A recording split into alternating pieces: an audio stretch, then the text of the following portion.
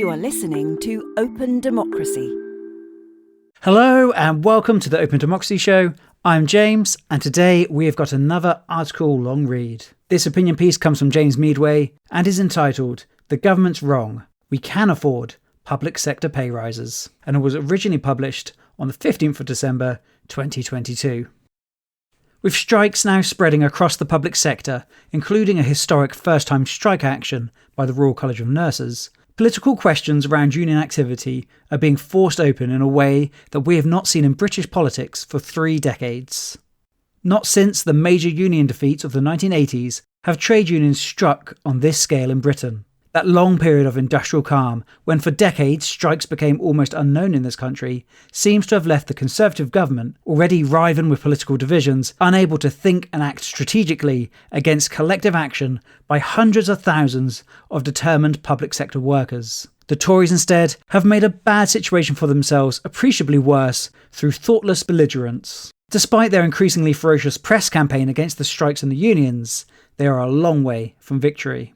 It should be no surprise that workers in the public sector are angry. Latest figures from the Office for National Statistics show that with inflation running still at 10.7%, wage rises in the public sector average just 2.7%, a huge real terms pay cut and well behind the average private sector pay rises of 6.9%. This comes on top of a decade of pay freezes and pay restraints in the public sector as austerity bites, contributing to the severe staff shortages across the sector. The NHS, for example, is short of 47,000 nurses. So public sector workers aren't being paid enough. But can we afford to pay them more? The government has been insisting that we can't, claiming that inflation-matching pay rises would cost £28 billion, or an alarming £1,000 for every household. What I'm not going to do is ask ordinary families up and down the country to pay an extra £1,000 a year to meet the pay demands of union bosses, said Rishi Sunak. That last claim was always a bit dubious. Even £28 billion of extra government spending wouldn't necessarily turn into £1,000 for every household, because we have a tax system that is at least a bit progressive. Rich people tend to pay somewhat more tax, poorer, somewhat less. But it's actually worse than this. As I examine on my new podcast Macrodose, the government's own accounting is wrong. The £28 billion figure comes from assuming an 11% pay increase for the whole public sector. But pay rises have already been budgeted for by the government, typically of around 3%. So those existing pay settlements need to be removed from the total. That brings the figure down, according to BBC's reality check, to about £18 billion. Then there's the fact that if people are paid more, they will in turn be paying more taxes. Roughly a third of the total pay increase will come back to the government in this way. That gets us to a true cost to the government of a public sector pay award matching inflation of £12 billion. The original £28 billion figure is nonsense. Even the Treasury can't defend it, with the department's permanent secretary forced to claim that it had not emanated from the department in a grilling by MPs. The more accurate figure of £12 billion is still a substantial amount, but on calculations made by Savas Savori, chief economist at Tosca Fund Asset Management, it is about the same as the reduced cost of government borrowing since September's disastrous fiscal event.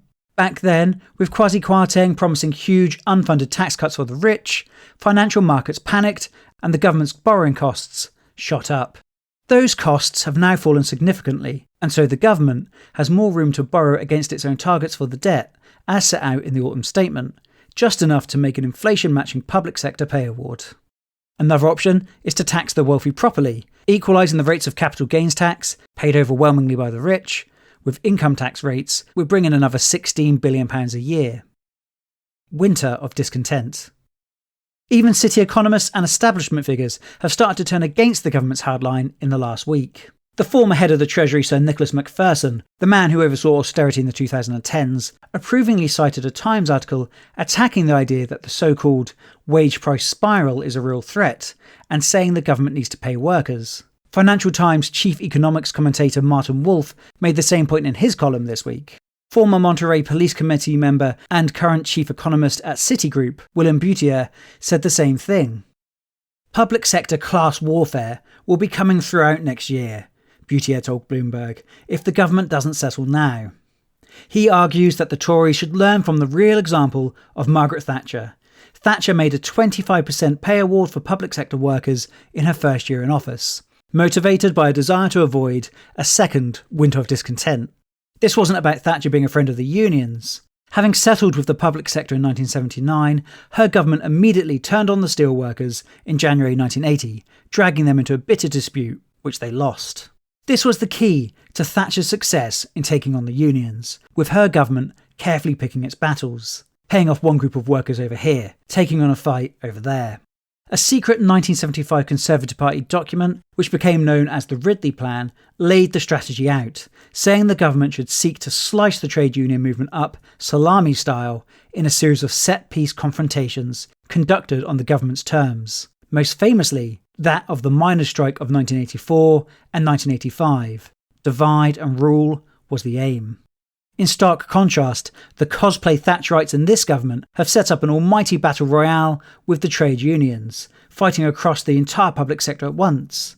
They are doing so seemingly without any clear strategy to win, or even a clear idea of what a realistic victory might look like, which has created an opening for the labour movement to press home its advantage. If the government is waiting for inflation, now somewhat easing, to come down to more normal levels, easing pressure on wages and salaries and ending the current conflict, they will be waiting for a long time. Even its own forecaster, the Office for Budget Responsibility, expects next year to end with inflation around 5%, significantly higher than the Bank of England's 2% target. A smarter government might, for instance, have seen the nurses' dispute brewing months ago and found a way to head it off with an inquiry into the special conditions of NHS workers or something similar, making a pay award as needed. This would have created the opportunity to isolate and defeat the RMT or the CWU, two unions with long records of industrial action. Instead, they've dug themselves into a war of attrition across multiple fronts, hoping that currently favourable public opinion will turn sharply against the unions. Even if the wiser heads prevail and the government moves towards a settlement, they will have left it so late that there is a good chance it will be seen as a climb down for them, and a victory for the unions involved. Millions of workers, also suffering near-record inflation rates, could learn from the power of a good example. Industrial action works. So thanks for listening. If you'd like to read that article yourself, you can do so over at openDemocracy.net. And if you enjoyed today's episode and you're not already subscribed to the podcast, now would be a great opportunity to do so. Head over to your podcast platform of choice and hit the subscribe button. You can also follow Open Democracy across all the social media platforms, so whatever your platform of choice may be, search for Open Democracy and give us a follow on there. Even on Twitter, if that's still a thing by the time this recording comes out. Thanks for listening and have a great day. You've been listening to a podcast supported by Open Democracy. If you liked it, please consider making a small donation to help us do more. As a small media organisation, Open Democracy relies on the backing of people like you to keep going. Go to openDemocracy.net now to support our work. And one more thing, to avoid missing out on future episodes, don't forget to subscribe to this show in your favourite podcast app.